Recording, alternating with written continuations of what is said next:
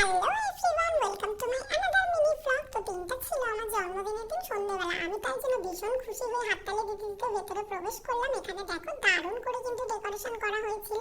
আর আমি কিন্তু একটা না দুটো কেক একসাথে কেটেছি। কেকগুলো দেখতেও কিন্তু দারুণ ছিল।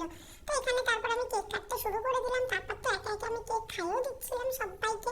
আর আরও আমি খুশি ছিলাম কারণ ওই দিন আমি প্রচুর গিফটস পেয়েছি। তার মধ্যে একটা হলো যে ড্রেসটা পরে আমি কেক কেটেছি, সেই ড্রেসটা এটা আমার দিদি দিয়েছে। এছাড়া তো আমার মা আমাকে একটা চুড়িদার দিয়েছে, যেটা আমি তোমাদের সাথে নেক্সট ভিডিওতে শেয়ার করে দেবো।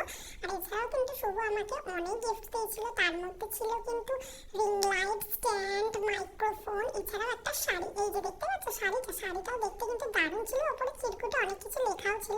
তো এখানে শাড়িটাকে আমি আনপ্যাক করে নিলাম। আর দারুণ লেগেছে আমার তো শাড়িটা। তো এইভাবেই তো জন্মদিনের দিনটা কাটিয়েছিলাম জাস্ট দারুণভাবে। রাত্রিবেলা খাওয়া দাওয়াটাও জাস্ট জমে গেছিলো। আর তারপর তো সবশেষে শুভর হাত থেকে গোলাপ নিয়ে দিনটা শেষ করলাম। তো